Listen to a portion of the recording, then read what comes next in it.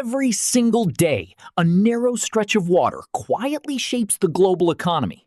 It carries enough oil to influence fuel prices, food costs, and the price of everyday products across the world. That place is the Strait of Hormuz. At first glance, it looks like an ordinary waterway between Iran and Oman, but appearances can be dangerously misleading. More than 1/5 of the world's oil passes through this tiny corridor, making it one of the most strategically important waterways on Earth. And here's what makes it even more remarkable. The shipping lanes used by the world's largest oil tankers are only a small fraction of the strait's total width. That means a handful of damaged ships, naval mines, drones, or fast attack boats could slow down one of the busiest energy routes on the planet. The consequences wouldn't stop in the Middle East. They would spread across the global economy within days. And that's exactly why the world's attention is now fixed on this narrow passage. The United States is thousands of kilometers away from the Strait of Hormuz. So why is Washington so deeply involved? The answer isn't simply about America's own oil supply. It's about the global market. When oil leaves the Persian Gulf, it doesn't just travel to one country. Massive shipments move toward China, India, Japan, South Korea, and Europe every single day. If those shipments are delayed, restricted, or stopped, the effects spread far beyond the Middle East. Oil prices can climb within hours. Financial markets react almost immediately. Shipping costs increase, insurance premiums surge, and eventually, ordinary families begin paying more for fuel, transportation, and even groceries. That's because almost every product you buy has traveled somewhere by truck, ship, or airplane. When energy becomes more expensive, the cost of moving everything else rises with it. This is why the Strait of Hormuz is far more than a regional choke point. It's one of the pressure valves of the global economy. And that's exactly why both sides are willing to take enormous risks to control what happens there.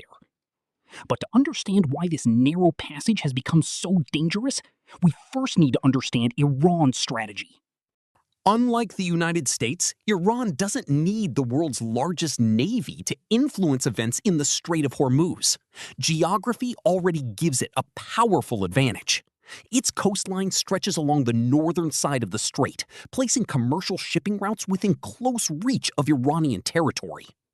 Just behind that coastline lies Bandar Abbas, Iran's most important naval hub and one of the country's key military centers. From here, the Islamic Revolutionary Guard Corps can rapidly deploy fast attack boats, patrol vessels, drones, and coastal missile systems into the surrounding waters. Individually, many of these platforms are far less powerful than an American destroyer, but together they create a constant threat inside one of the busiest shipping corridors on Earth.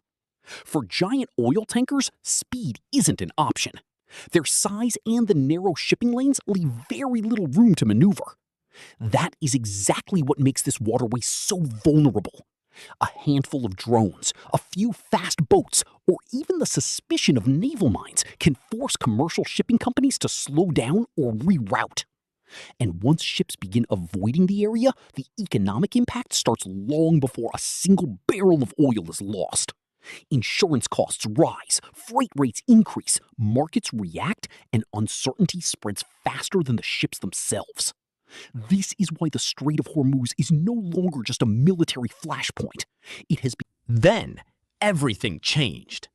In early July 2026, tanker traffic through the Strait of Hormuz slowed dramatically as military tensions reached their highest level in years.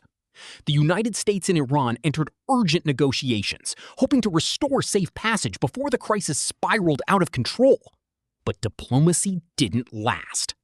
After new attacks and retaliatory strikes, Iran declared that unauthorized vessels would no longer be allowed to move freely through the strait.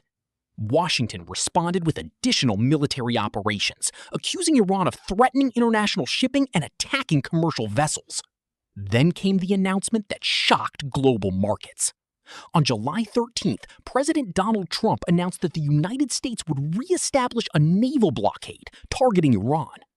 According to Washington, the goal was not to close the Strait of Hormuz, but to keep it open under American protection. The proposal also included new fees on cargo moving through the strait, arguing that the cost would help finance the security of one of the world's most important shipping routes. Iran rejected the plan immediately. Tehran argued that no foreign power had the right to control a waterway bordering Iranian territory or decide who could pass through it. Within hours, what had begun as a dispute over shipping had become a direct struggle over control, sovereignty, and global trade. And the crisis was no longer confined to the waters of Hormuz. The Strait of Hormuz is only a narrow passage on the map, but its impact reaches every corner of the world. Every tanker that passes through it helps keep global trade moving. Every new confrontation increases the risk of higher prices, disrupted supply chains, and greater uncertainty. Whether this crisis ends through diplomacy or military pressure, one question will continue to shape the future of global energy. Who controls Hormuz? Because whoever controls this narrow waterway can influence economies far beyond the Middle East. Subscribe for more global documentaries.